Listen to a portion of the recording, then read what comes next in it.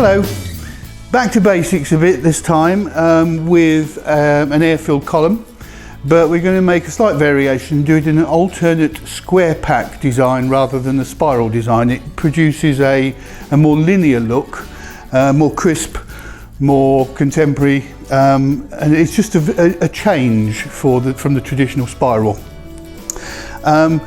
This and lots of other recipes like this can be found on the Decorator Hub on the amscan.co.uk website. Just click on the big button on the home page and it will take you through to the hub, and all of the ingredients and the step-by-step method of this and many other designs are on there.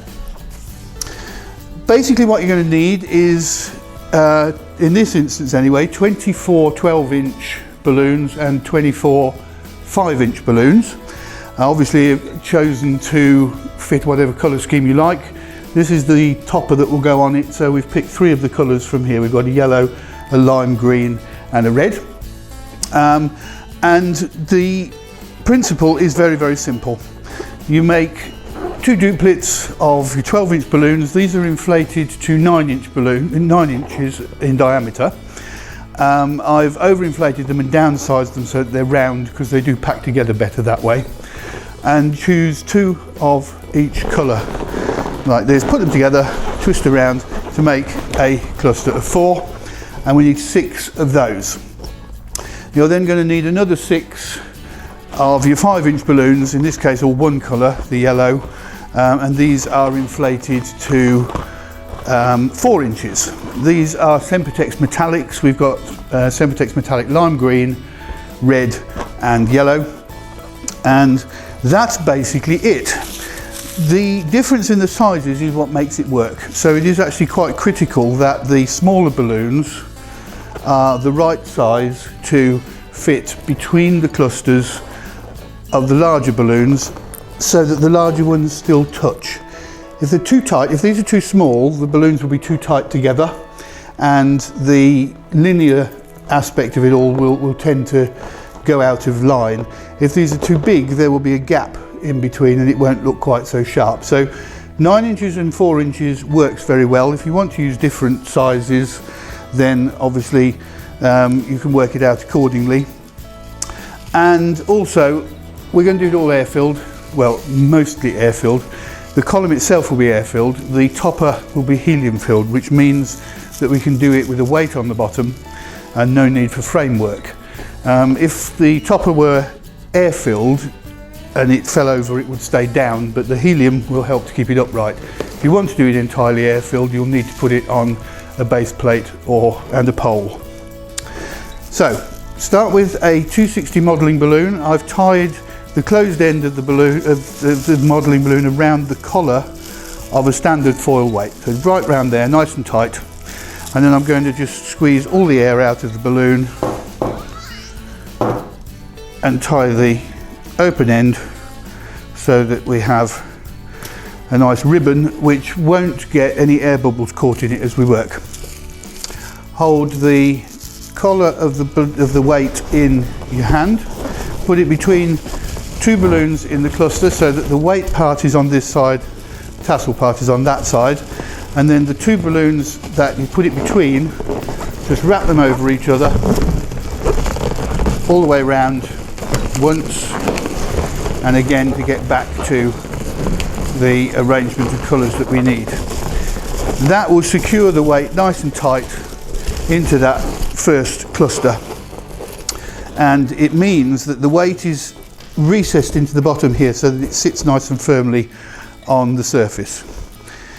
Put the second cluster, which is one of the small ones, on the top, pull the 260 up through the middle, a little bit of tension, and keep that tension as you just wrap it around like so.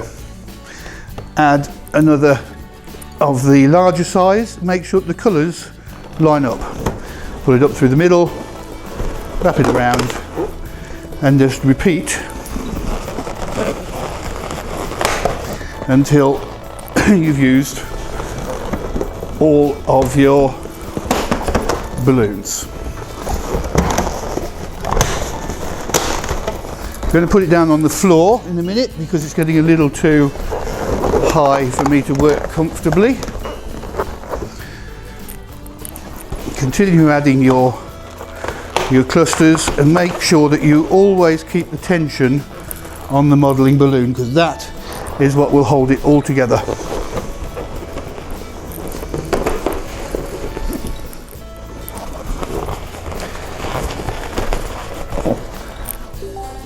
Last of the large clusters.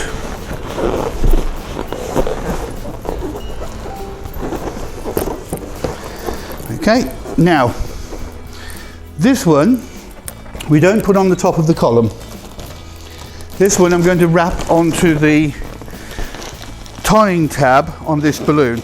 Now obviously most balloons will have the tail with the inflation point in the tail. This one doesn't. The inflation point is here, but it does have a tab in the centre at the bottom to tie your ribbon to, and I'm going to use that to wrap nice and tightly through the balloons so that the cluster sits. Actually, I need to go a little tighter, I think, so that the cluster sits firmly against the base of the balloon. Let's just do that again. Right. Sit it nice and tight. The thing that's causing the issue on this occasion is the frill, but that's better. Wrap it through a few times, round and around. Twist a couple of balloons around the tail to be 100% sure that it's nice and tight. There we go. And now all we need to do is to take the modelling balloon here, sit this in position and wrap the modelling balloon through that cluster, and that will anchor that top cluster nice and firm to the top of the column so that it sits good and tight. And there you can see beautiful straight vertical lines of colour, a much more contemporary version of your traditional latex column.